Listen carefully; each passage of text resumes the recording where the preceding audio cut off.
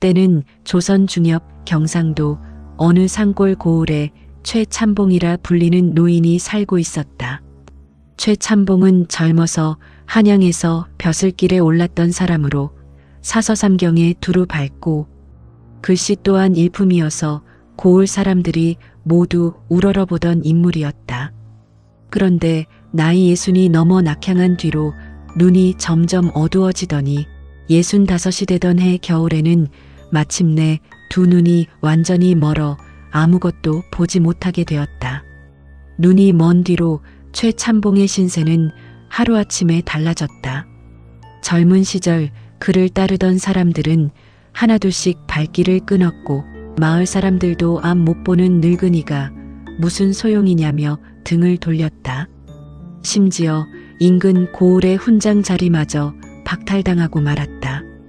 외아들 최돌쇠는 아버지를 부양하느라 농사일에 매달렸지만 워낙 가세가 기울어 하루 세끼 밥도 넉넉지 않은 형편이었다. 그러던 어느 해 봄 최돌쇠가 장가를 들었다.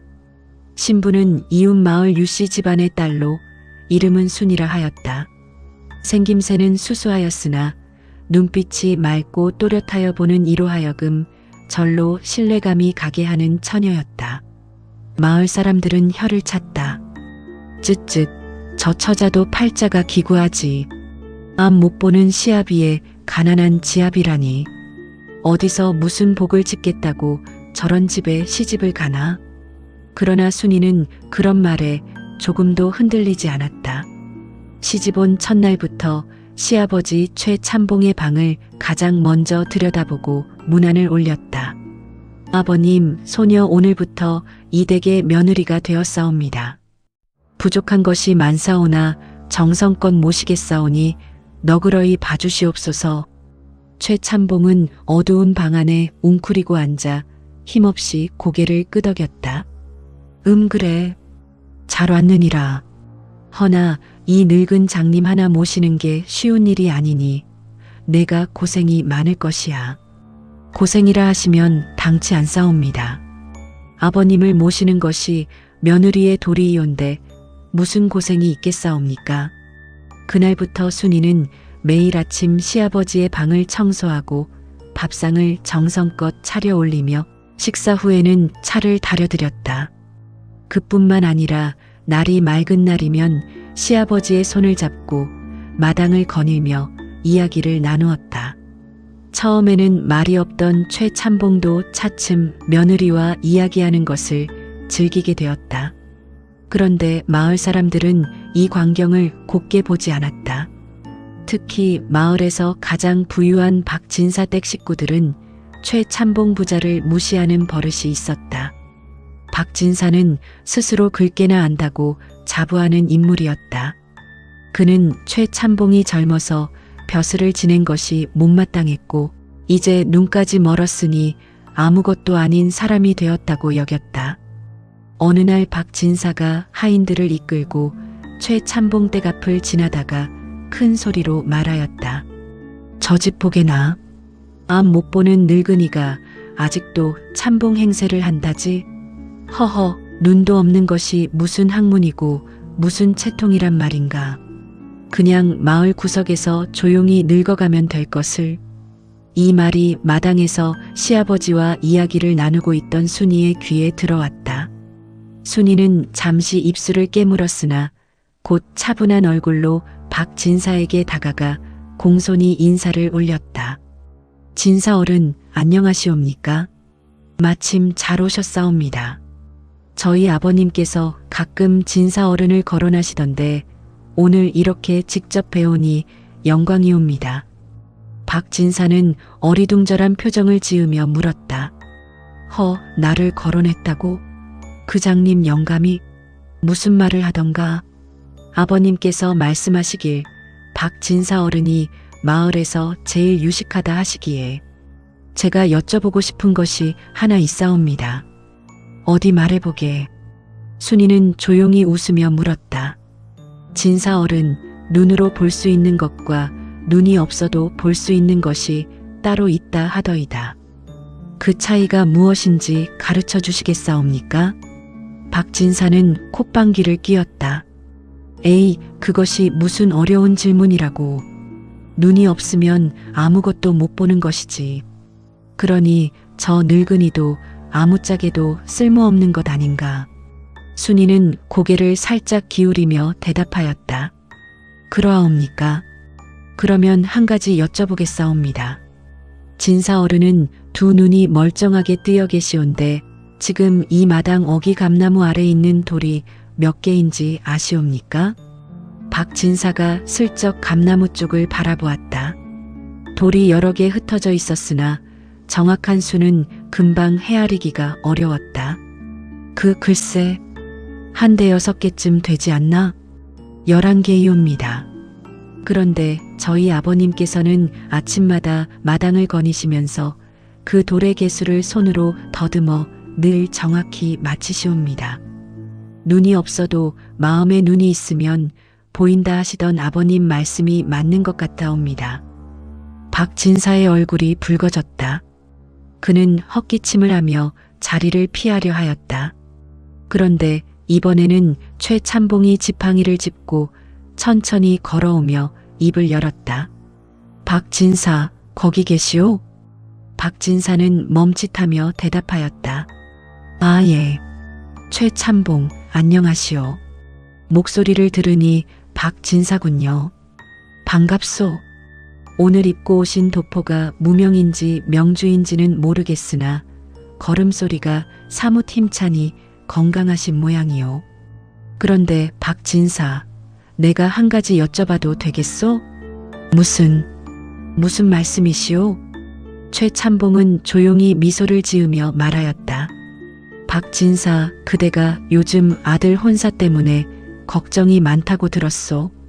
신부 집에서 혼수를 너무 요구하여 난감하다 하던데 내가 옛날에 한양에서 혼담을 많이 중재하여 보았으니 한번 이야기를 들어보리다. 서로 체면만 세우다 좋은 혼처를 놓치지 마시오. 박진사는 완전히 할 말을 잃었다. 눈이 멀었다고 아무것도 모를 것이라 생각했는데 자신의 집안 사정을 훤히 꿰뚫고 있었던 것이다. 사실 최참봉은 며느리 순이가 매일 마을 소식을 들려주었기 때문에 눈은 멀었어도 마을 사정을 송금 보듯 알고 있었다. 박진사는 슬그머니 고개를 숙이며 말하였다. 그렇게 해주신다면 감사하겠소이다. 이 일이 있은 후로 마을 사람들 사이에서 조금씩 이야기가 돌기 시작하였다. 최참봉댁 며느리가 예사롭지 않다는 것이었다. 그러나 진짜 소문이 나게 된 것은 그로부터 2달 뒤의 일이었다. 그해 가을, 고을에 새 원님이 부임하였다. 새 원님은 부임하자마자 고을 유지들을 불러 모아 향약을 새로 정비하고 세금 문제를 논의하겠다 하였다. 이 자리에 박진사를 비롯한 마을의 내로라 하는 양반들이 초청을 받았다. 그런데 최참봉은 초청 명단에서 빠져 있었다. 앞 못 보는 노인을 굳이 부를 필요가 없다는 것이었다. 순이는 이 소식을 듣고 조용히 남편 돌쇠에게 말하였다. 여보, 아버님을 원님 앞에 모시고 가는 것이 어떻겠사옵니까? 돌쇠는 눈을 동그랗게 뜨며 말하였다. 초청도 받지 못하였는데 무슨 명목으로 가겠소? 아버님께서 옛날 한양에서 벼슬을 지내실 때 지금 새로 오신 원님의 스승 되시는 분과 함께 일하셨다 하지 않으셨사옵니까? 그 연을 내세워 인사를 드리는 것이 예의에 맞을 것 같사옵니다. 돌쇠는 반신반의하며 아버지께 여쭤보았다. 최참봉은 잠시 생각하다가 고개를 끄덕였다. 그래, 며느리 말이 맞다. 가보자꾸나. 다음 날 순이는 시아버지의 낡은 도포를 정성껏 풀먹여 다림질하고 갓을 닦아 머리에 단정히 씌워드린 후 관하로 모셨다. 마당에 모인 유지들은 앞 못 보는 늙은이가 지팡이를 짚고 나타나자 수군거렸다. 저장님, 영감은 왜 나온 거야? 글쎄, 참봉 벼슬이 있으니 면이 서나보지. 새 원님이 나와 자리를 잡고 앉아 유지들을 하나하나 살피다가 최참봉을 발견하고는 자리에서 일어났다. 마당에 있던 모든 사람이 의아해하며 지켜보는 가운데 원님이 최참봉 앞으로 걸어와 허리를 굽혀 큰 절을 올렸다. 어른 소인이 어릴 적 스승님이신 송판서 어른께 이름을 익히 들었사옵니다. 조선에서 손꼽히는 실력자이시라 하였는데 이렇게 직접 배우니 황송하옵니다. 마당이 조용해졌다. 박진사를 비롯한 유지들이 입을 딱 벌렸다. 앞 못 보는 장님 영감에게 원님이 허리를 굽혀 절을 한 것이다. 최참봉은 조용히 웃으며 말하였다. 내 비록 눈은 멀었으나 귀는 살아있고 마음도 살아있소. 원님이 이 고을을 잘 다스려 주시면 이 늙은이도 힘 닿는 데까지 돕겠소. 그날 이후 마을의 풍경이 달라졌다. 사람들이 최참봉 댁을 다시 찾아오기 시작하였고 조언을 구하는 이들이 늘었다. 박진사도 혼담 문제로 찾아와 머리를 조아렸다. 그런데 마을 사람들이 하나같이 궁금하게 여긴 것이 있었다. 원님이 최참봉을 알아보고 그토록 예를 갖춘 것도 놀라운 일이었지만 그보다 더 신기한 것은 최참봉이 어찌 그 많은 마을 사정을 꿰뚫고 있었느냐는 것이었다. 눈도 멀었는데 어떻게 박진사 집안의 혼담 문제까지 알았으며 원님의 스승이 누구인지까지 알고 있었느냐는 것이었다. 어느 날 이웃집 노파가 순이에게 넌지시 물었다. 아가, 도대체 최참봉 어른은 어찌 그리 모든 것을 다 알고 계신 것이냐? 눈이 없으신 분이 어찌 그러시냐? 순이는 빙그레 웃으며 대답하였다. 제가 매일 아침 아버님께 문안을 드리면서 마을 소식을 하나하나 말씀드리옵니다. 그리고 아버님께서 평생 쌓아두신 지혜와 학문이 있으시니 그 소식들을 연결하여 스스로 이치를 찾아내시는 것이지요. 눈이 없으면 귀가 더 밝아지고 귀가 밝으면 마음이 더 깊어진다 하셨사옵니다. 노파는 무릎을 치며 감탄하였다. 허허, 그러하구나. 그러면 어른을 살린 것은 결국 아가 너로구나. 순이는 고개를 저었다. 아니옵니다. 아버님 안에 이미 다 있던 것이옵니다. 소녀는 그저 그것이 밖으로 나올 수 있도록 작은 문을 열어드렸을 뿐이옵니다. 그 말이 마을에 퍼지면서 사람들은 비로소 깨달았다. 사람을 가리는 것은 눈이 있고 없고가 아니라 그 사람의 진심을 알아보는 사람이 곁에 있느냐 없느냐라는 것을. 그리고 최참봉을 다시 세상 앞에 세운 것은 원님의 예우도 마을의 인정도 아닌 매일 아침 정성껏 문안을 올리던 며느리 순이의 한 가지 마음이었다는 것을. 최참봉은 그 후로도 오래오래 마을의 어른으로 대접을 받았다.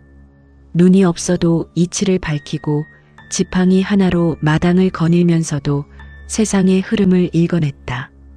그리고 그가 자리에 누운 마지막 날 며느리 순이의 손을 꼭 잡으며 이런 말을 남겼다 한다. 순아, 내가 이 세상에서 마지막으로 본 것은 내 얼굴이다.